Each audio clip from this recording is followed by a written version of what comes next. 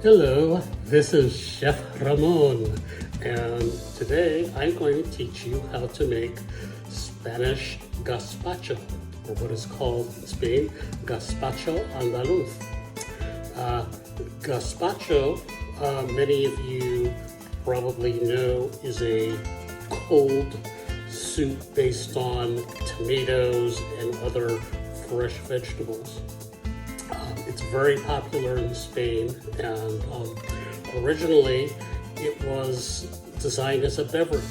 Yes, in southern Spain and Andalusia, where the summer nights are so hot, people will actually drink gazpacho out of a glass as a beverage.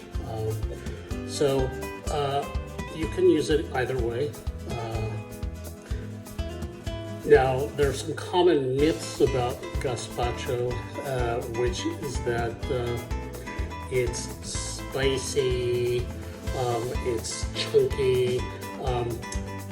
That couldn't be further from the truth. Authentic Spanish gazpacho is, it's very smooth and it's not spicy at all. It's got those wonderful Mediterranean flavors. I'm going to show you what the ingredients are for making a gazpacho. You don't really need a recipe per se, but I'll give you some general pointers on how you make it. So what you need here are some vine-ripened tomatoes. I've got about 2.5 pounds worth here. I've got a whole cucumber, standard American style cucumber. I've got 2 cloves of garlic that it's kind of smashed here. It looks like more, but it's 2 cloves of garlic. 1 small white onion. Now, what I actually prefer for this dish is like a sweet onion, like a Vidalia or something like that. But a white onion or even a yellow onion will work fine. It's just that those are a little bit, have a little bit sharper flavor. And then you're gonna need bell pepper. And typically this recipe would use 1 green bell pepper. I don't have any green pepper in the house today, but I do have these sweet mini peppers that I like to snack on, and these are essentially just mini bell peppers. They're different colors. There's red and orange and yellow, but they all kind of have the same flavor. Don't skip the bell pepper. That's like an essential ingredient for a properly flavored gazpacho. And then we have the seasonings, which are really, really straightforward. We have extra virgin olive oil. We have some fine sea salt. And very, very important is sherry vinegar. So this is actually made in Spain from sherry wine, and it has a very rich aromatic flavor. I might liken it somehow to balsamic vinegar, but it is completely different. The flavor is totally different, but it has sort of that aromatic nature. It's much different than regular wine vinegar. So I found this brand Don Bruno.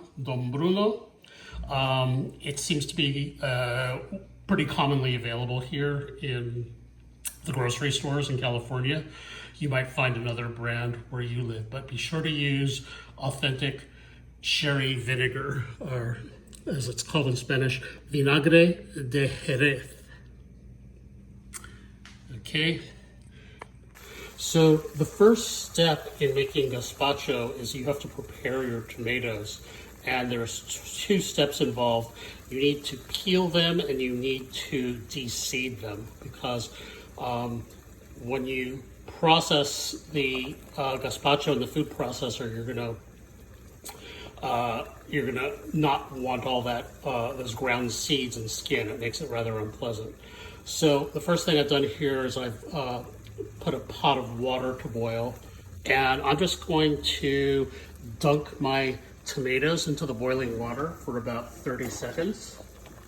So I've just set a timer for 30 seconds. You don't really want to cook the tomato. You just want to heat it long enough in the boiling water to loosen the skins. So 30 seconds is more than enough, generally speaking.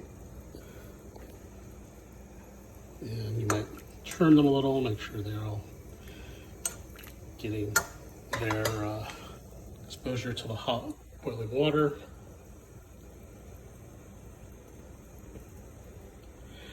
And let's talk a little bit about the mixer. So I use a food processor for this, and I feel that it really works quite well. But if you don't have a food processor, you could use a good blender or even a food mill. But if you have a food processor, I think that's definitely the way to go. So now what I've done is I've plunged my tomatoes into a bowl of ice water. And that will not only stop the cooking, because again, this tomato should not be cooked for gazpacho, but it also helps to loosen the skins. You can see here how the skin's kind of starting to peel away. So we'll let that sit in the ice bath for a couple of minutes until the skins are nice and loose. So as for my onion, I've used a small white onion here and cut it up into chunks. And I also need to prepare my cucumber. So what I've done is I've peeled it and I've cut it in half crosswise because it was really long. And then I cut it in half lengthwise to get these kind of thin strips. So what I need to do now is remove the seeds. And the easiest way to do that is with a small spoon. So really what you do is you just kind of scrape the spoon along the inside of the cucumber. And all the seeds come out. And we're not going to use the seeds, obviously.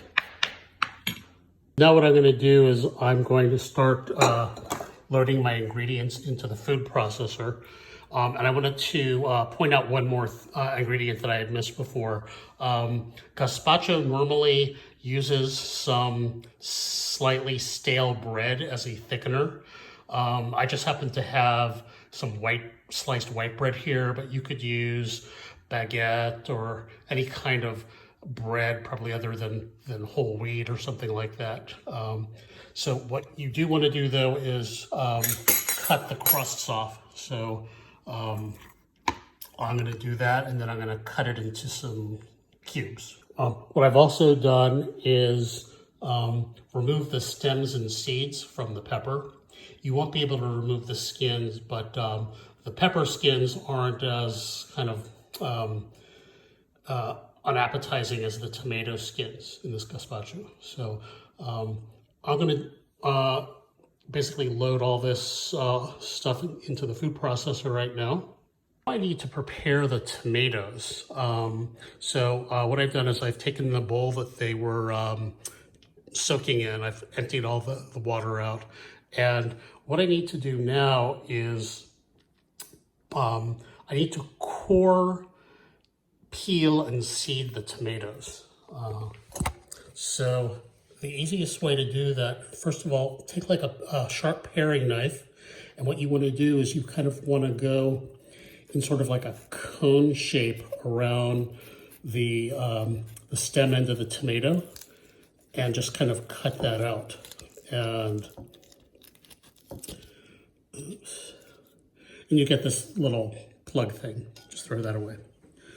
Okay, so now what we want to do is peel the tomato. Now, that soaking that I did with with the boiling water and then chilling the tomatoes made it so that this skin just peels right off.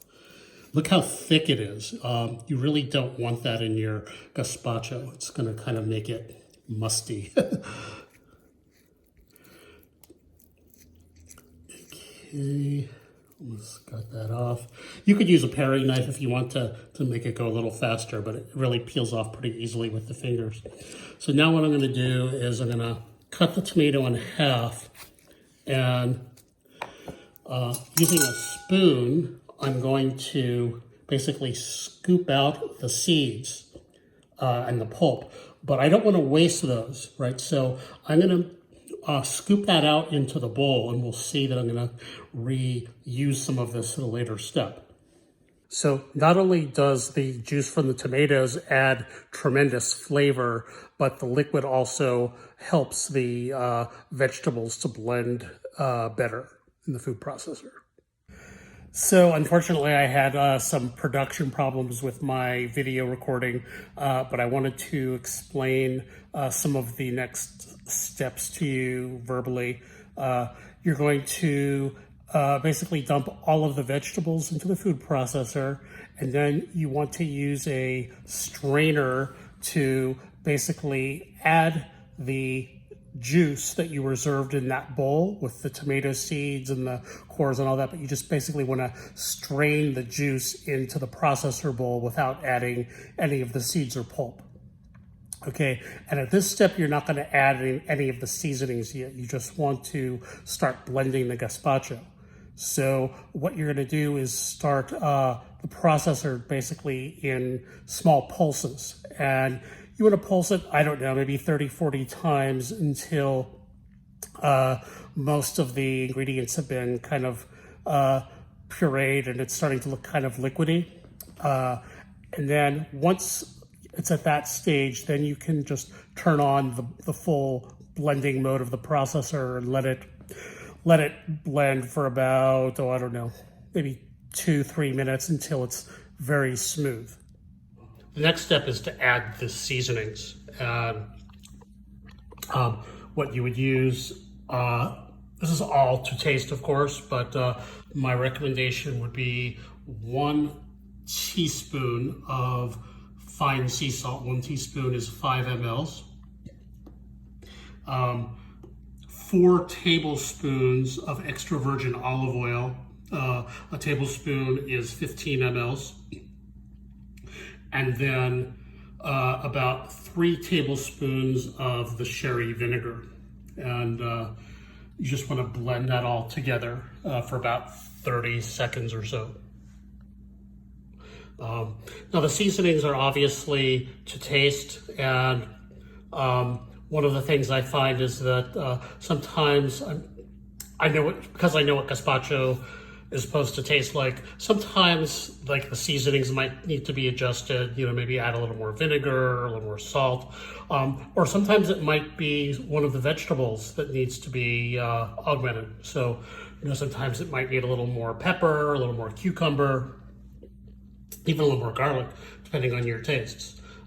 So you just want to do that to taste like a good chef and make sure that it has a pleasing flavor.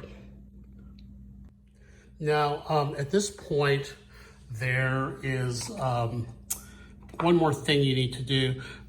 This is pretty thick if you look at this. It's almost like applesauce, and that's not the right consistency. Now, this is served as a chilled soup, so you want it very cold. And typically what they would do in Spain is add some cold water to the soup at this point. But what I'm going to do is I'm going to add some crushed ice. It doesn't have to be crushed. It could be cubes, whatever. Obviously, the food processor is going to chop that up for you. And I'm just going to blend that until all the ice is blended in and we've got a nice smooth consistency.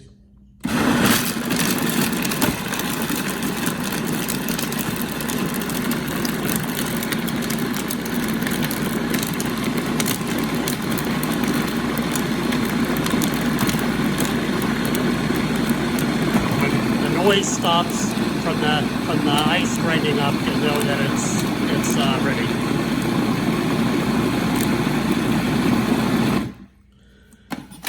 Okay, and take a look at it again. I don't know if you can see this real well, but It's much smoother now, and it's thinner, and it's more like a soup or even a beverage. If you don't like it this thick, just add some more cold water to it. I kind of like it this consistency.